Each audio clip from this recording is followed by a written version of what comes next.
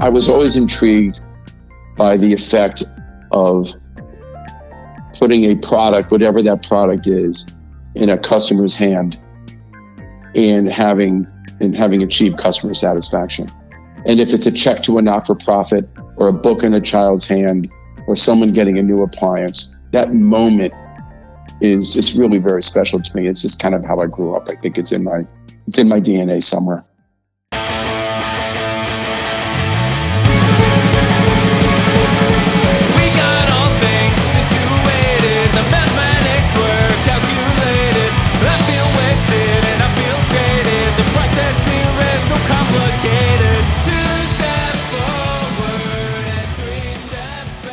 Season 2, Episode 4. Hey all, it's Tony Volpicello and we are the Career Jigsaw. Welcome back all. If you're listening to this episode now, it's somewhere on or after November 18th, 2024. However, I'm recording this on October 25th, 2024. And tonight is Game 1 of the World Series, and I'm a pretty big Yankee fan. And coincidentally, my guest today is one of the biggest Yankee fans I know. He's been to way too many games and is an avid Yankee fan. So by the time you're listening to this, the World Series is over. And of course, I'm curious as to the outcome, but time will tell. Go Yanks. So we always strive to bring you interesting career topics that offer real-world practical advice. This episode is no exception. Today we will discuss changing careers and ways to do it successfully. And you will hear from someone who will share his story. Our guest today is Jeff Barker. I've known Jeff for almost 25 years, worked for him for almost half of it, and have admired his journey. He's been a boss, a friend, and now a loyal fan of the podcast. All the way from Westchester County, New York, Jeff Barker. Jeff, tell our listeners a little bit more about you. Thank you so much, Tony, and thank you for having me on this show. I really appreciate it. I've enjoyed the podcast to date, and I'm honored to be a guest.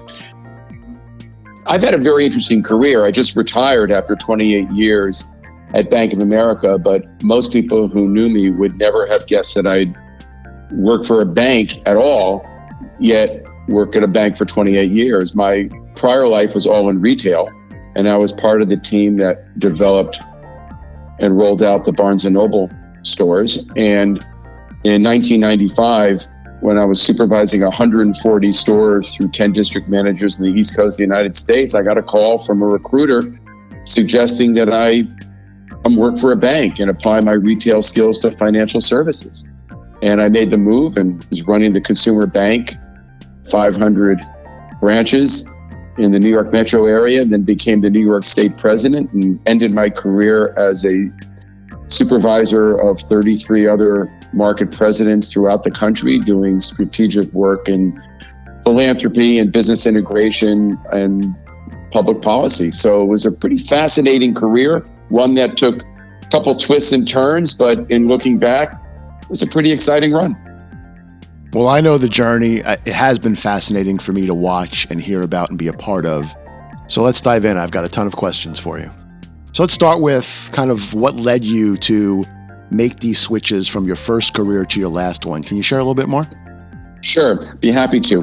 So if you look at retail, what's fascinating about a retail career is that one is often assigned different product sets. So I had worked supervising multiple appliance, consumer electronics stores, obviously a book business, before that a garment business, always in the retail business, different product set. And I always thought I would be running retail stores and being in a position at Barnes & Noble that was so visible. I was on the East Coast of the country and supervising the fastest rollout of retail stores in America. I was recruited to many other retailers, but it was hard for me to even consider leaving that wonderful product set of books. But then I started to get recruited to other businesses. A national theater chain came calling, and then a bank called. Now, as an aside, it was the bank that I banked at, and my first reaction was I was overdrawn. But they said, no, we're interested in talking to you about applying your retail skills to the bank. And I said, maybe this is not as much of a change of industry as it is a change of product set. And I also had been on the road 48 weeks a year for so many years. And now we had 2 small children. And this assignment was to be in the New York metropolitan area. All the valid reasons for me to make a move kind of joined up together. And I made this move in 1995. And it was one I just I never look back at. So I think that's the big eye-opener for our listeners, is how you looked at the change in careers. And you've said this to me multiple times, but I want to underscore it for our listeners now. The change in product set. You've told me how often your management discipline and what didn't change for you was your approach to the business.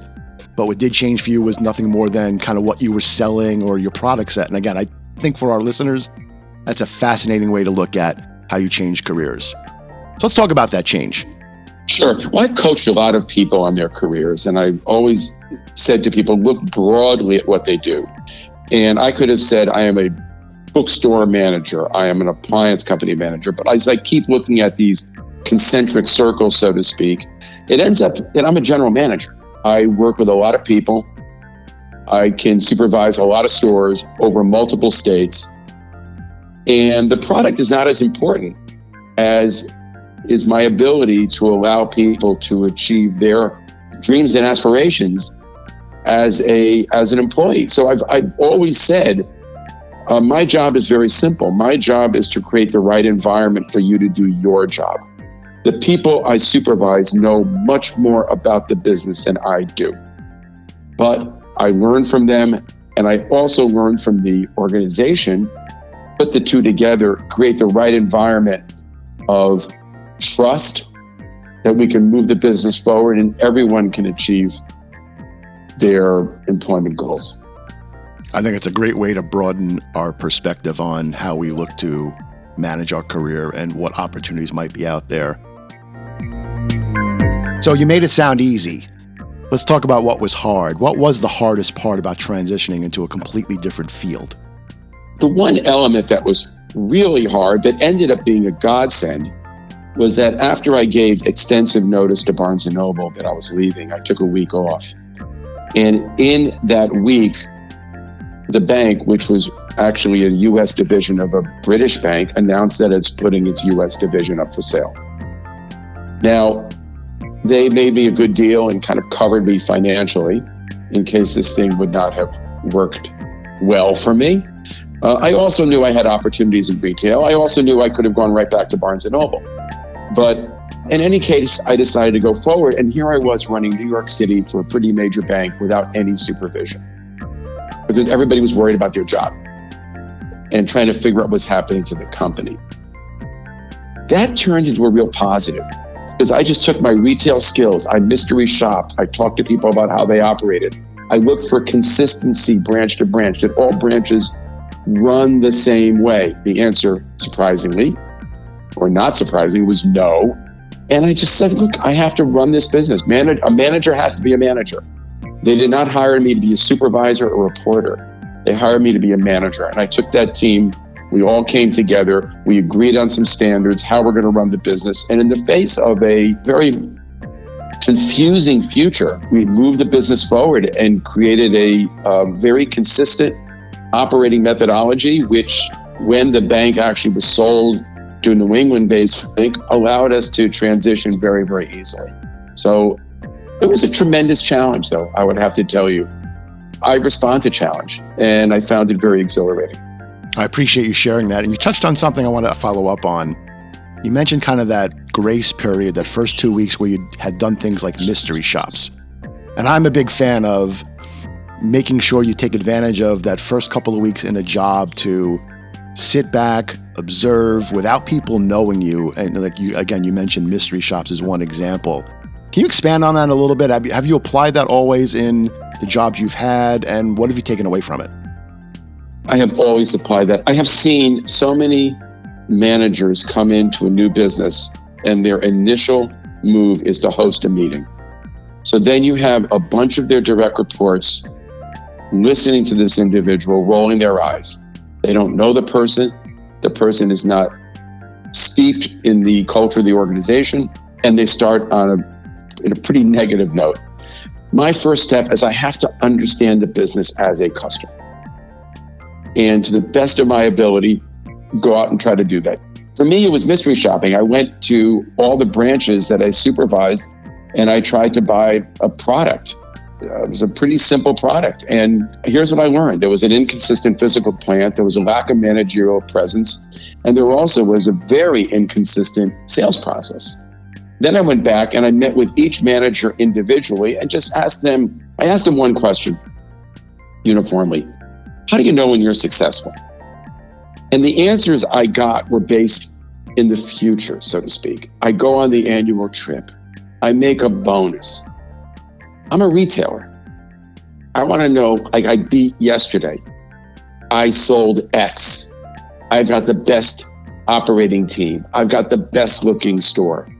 So there was a big difference between the perspective of the bankers and the perspective of a retailer. Then I brought the team together and I said, hey, this is what I learned. This is what you told me. Let's agree on some standards. Let me help you achieve these long-term goals, but you have to get me a consistent platform. We have to agree on that. And I asked the team to come up with standards by which they would be measured. And frankly, the standards that they delivered to me were much more extreme than I would have delivered myself. But they said, this is how we should run the business. I said, great. I'll hold you accountable for that. We agreed, and let's move the business forward. But it's very difficult sometimes to get that customer perspective. But I find people don't take the time to do that. Even now, if I go online and try to buy something or whatever, I wonder if the owner of the company ever tried to do exactly what I'm doing, to see how difficult it is clicking and moving and getting stuck in a loop. And I think we all need to keep that perspective. And sometimes we just slip from 30,000 feet. Oh, it's great feedback. And listeners, I want to underscore the advice you just got, especially if you move into that type of role.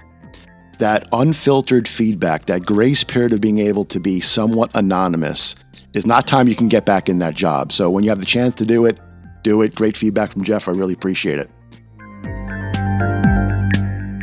So we kind of touched on this a bit, but I want to go back to it. When you look at your previous career path and your new one, how did that prior career prepare you? Even when the fields were unrelated, you went from appliances to books to banking. How did that career path help you in the new role? Well, I learned something in every position I was in. I supervised a commission sales floor. I looked at, the book business was radically different than the appliance business. Experiences add up. And just working with people and working through both positives and negatives, it just adds to the toolbox, so to speak. So I think over the years, I just learned certain things and I applied them to the new business. One, probably the most important, is I kind of run a very informal shop. Yes, I had a formal meeting once a week, but I found, especially in the banking business, there was a tremendous desire for structure and meeting schedules. And I just can't do that. I have to create the environment so my people can do their jobs. And if they're sitting in meetings with me that are not really germane to what they need to do that day, then it's a waste of time and it doesn't help them, doesn't help the organization. But I became a micro knower rather than a micro manager. So I encourage the people who work for me to call me all the time, tell me what's happening. If they have ideas, if they have issues, just don't surprise me. Just communicate with me. But invariably, I gave them the same answer. They would say, Jeff, we've got an issue. We can either do X or do Y. My answer, very simple. What do you think we should do? And a lot of times they had the right answer. And if I felt they didn't, I could maneuver them a little bit, but also knowing that they're probably not going to bankrupt the company, let them take a shot. Let them work it. So I always became their supervisor as well as their counselor and their coach and their teammate. And that's really what I learned along the way throughout my retail career and applied perfectly into banking. That's a great reflection. Thank you for sharing that. Let me go a little bit deeper into something you and I have talked about offline. We all know that as a manager, selecting the right people is probably job one, when you have an opening. And you and I talked about my podcast and the interview episode, and you shared with me, although I knew it, you reinforced with me the nuances to your interview process. And I think there were kind of two pieces that are very Jeff Barker. Can you talk a little bit about the question you ask up front and also sometimes where you conduct an interview, because I think those two are very interesting. Thank you. Yeah, I really enjoyed your podcast on the interview process, and I'm glad you asked this question. Normally, I was not the first interviewer. I was one of the last ones. My folks would meet someone and say, "Hey, Jeff, can you just talk to the person as a final yay, nay?" My first question was always, I know you spoke to my colleague. What questions do you have for me? Let's start off that way. And that told me a few things. Number one, I would get a sense of whether or not they did their homework. Do they know who I am, my background? Have they studied the organization?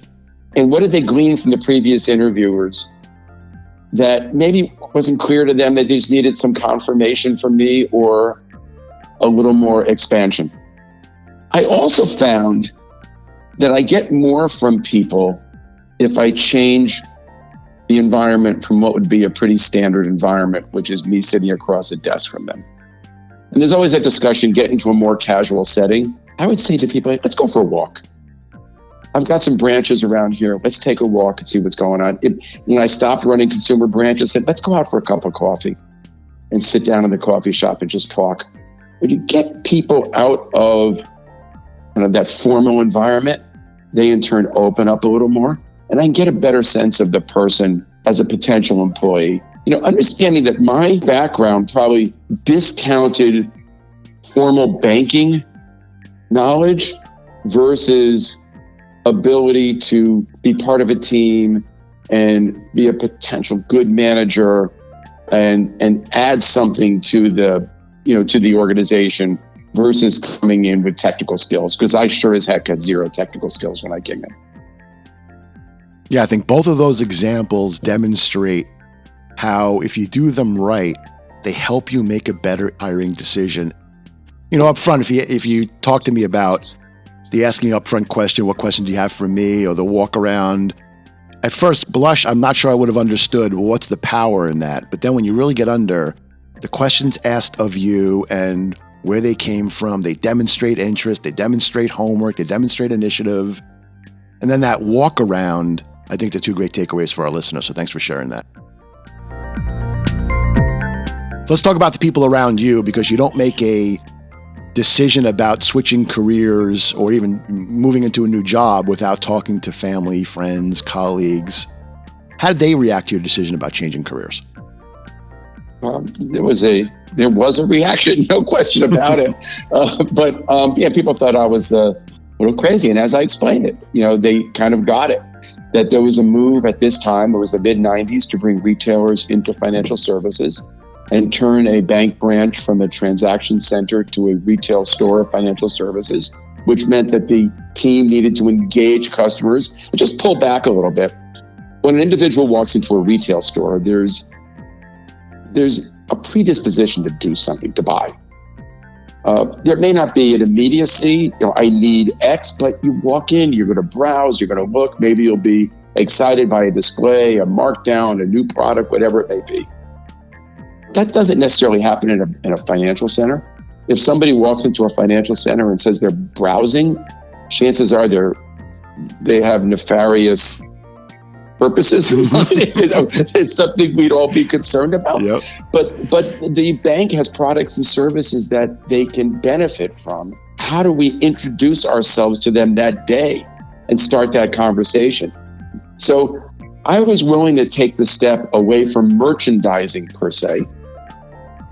What product was in my store in a specific area. And I used to always tell people, the Barnes & Noble in Northern Vermont, in Burlington, looked exactly like the Barnes & Noble in Birmingham, Alabama, but they were merchandised differently because of the different cultures. Books on football were in the front of the store in Alabama. You probably couldn't find a book on football in Northern Vermont. Books on New England cooking didn't exist in Alabama. So that was the fun part. But I lost that coming into the bank. But what I did focus on, which I thought was my skill set, is getting people to understand the value of a customer crossing the threshold. That's big. And people have to somehow interact in such a way that the customer could see a value of coming into the branch, and hopefully get exposed to a product or service, that could benefit them and make their lives better. That was the challenge. And as I explained it to people, they kind of got it, that this is a big move, and it's a little bold. But I also felt, as a lifelong retailer, I could also just move back to the retail business. So I never considered it to be that risky a move. I think that's great perspective. So I know you went into the career switch with eyes wide open. You felt confident about your process. Was there anything you wish you would have known prior to making the transition that would have made it easier? Yeah, I think there's something we used to call speed of retail. In retail, decisions can be made and you see the results almost immediately, which is why I chose to be in the retail business for so long. You mark the sweaters down, move them to the front of the store, boom, they sell. You run an ad in the newspaper promoting certain products to get expanded traffic. Decisions in banks are made a little slower. And I found, I was challenged by process and protocol. And I guess through maturity and age, I kind of learned how to maneuver through that.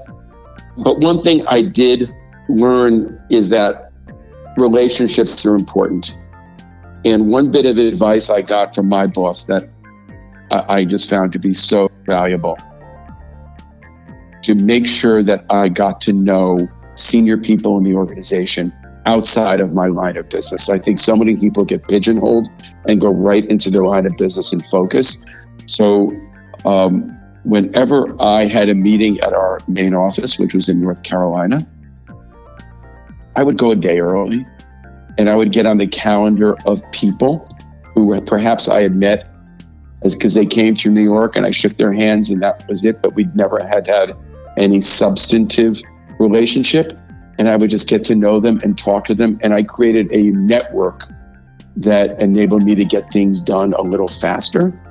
But still, it was a lot different than going into the owner of the company and saying, we need to do this and we'll do it tomorrow. It was a longer process that I started to embrace. Said, I think I'm pretty good at this. And but then on the other side, I had to make sure that my team was insulated from it. And I said, I understand we're trying to fix something or get something done a little better, but you guys continue to work what you have to work, and this one's on me, and I'll get it done. And the onus was on me to report back to them as to my progress on a regular basis. There's a couple of towering strengths there that you mentioned that I just want to underscore because I learned a lot from them. Your ability to navigate the company. And I was there before you were and was amazed at how quickly you got to know everyone around you, I think was key.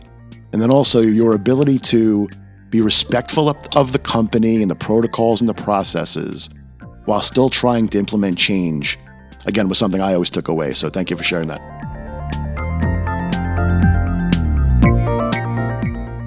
So let's talk about what was in it for you personally. When you switched careers, did you see any positive effect on your work-life balance or your own personal fulfillment? Well, first of all, I did not miss being at LaGuardia Airport every Tuesday morning, 48 weeks a year. I mean, I think when you check into a hotel in Florida and you walk in and they say, hi, Mr. Barker, good to see you, then you know it's time, so it's because we were building out the South a lot. I was in Atlanta and cities in Florida all the time. And it was exciting, but it did get tiring, especially when and challenging when you have two kids at home, and tough for my wife. But that was an immediate benefit. But I'll tell you, anytime I would switch product set or switch, in my prior retail life, the endorphins kick in. It's exciting. It's exhilarating. I was very pumped up when I joined the company. I was discovering new things and I was learning. And the one thing I was really very thankful for my bank career is I never had to move. I was always in New York. But something always changed. Obviously, budgets change every year. My territory would change. I pick up New Jersey, I pick up Connecticut, I lose upstate New York, I gain upstate New York. There always was a different configuration. I'd have a new boss. And that was always a rediscovery. So I always felt recharged by the challenge to kind of work through any new and any change to my pre-existing condition. So it was fun. I think that's a great way to look at it and to stay positive. Last question before I turn it over to you for some final thoughts. From what I've seen about your career, you basically stayed in sales or what we might call retail management your entire career. Why? It's probably in my DNA, but I think because I grew up in a family of retailers, and as a child in my family, no one got an allowance. We wanted an allowance. We worked in the store, and that's how we worked it. So, and that's what our conversations were at home. But the last few years of my position, I supervised market presidents. It was more strategic, worked a lot on the philanthropic platform. And still, if there's one thing I did, try to understand communities from the bottom up, not just look at it from the top down. But I was always intrigued by the effect of putting a product, whatever that product is, in a customer's hand and having achieved customer satisfaction.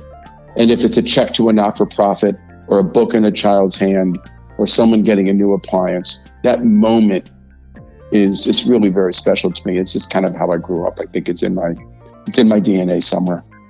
Well, that intrigue comes across as you talk about it. So thank you for sharing not only your history and perspective, but I think what came across too is your passion. All right, Jeff, before we wrap it up, any final thoughts for our listeners? I think it's so important to respect the organization you're in, but managers have to be managers and try to move the business forward on a regular basis. The meeting of people and as many people as you can to build relationships was so critical. Maintain an open environment. So I used to get frustrated if people would say to me, I'm trying to get on your calendar. I'd say, what do you mean? Just pick up the phone and call me. 7 days a week, just call me. If it's important, call me. And I created that esprit de corps that enabled me to be successful. And I kind of shunned people who had very, very rigid calendars. And the other thing I'll tell you is, having supervised people, I used to go out in the field with them and I said, they really know what they're doing. And then I just started going out in the field alone. And I would meet with tellers because they would tell me the truth. And they loved chatting with me. And I'd meet with customers. So even at a senior level, I just try always to break down the barriers and get to the core of the business, which was that interaction of customer and salesperson or customer and organization if it was transactional. And I just kept that in mind all the time. I think that's what really helped me be successful. Jeff, I can't thank you enough for sharing your journey and what you've learned along the way. You now move from podcast listener to podcast alumni. Again, many thanks. I really appreciate you. Well, thank you. And I really appreciate you including me. And I'm thrilled for the kind of work you're doing with the podcast. I know many of the listeners will benefit by the advice that you brought forward on your episodes, and we'll continue to do so. Well, thank you, my friend. All the best. That's it. Season 2, Episode 4 is in the books. Next week, we have a 2-part panel discussion around the challenges women face in the workplace with 3 high-powered female executives. I cannot wait for this discussion.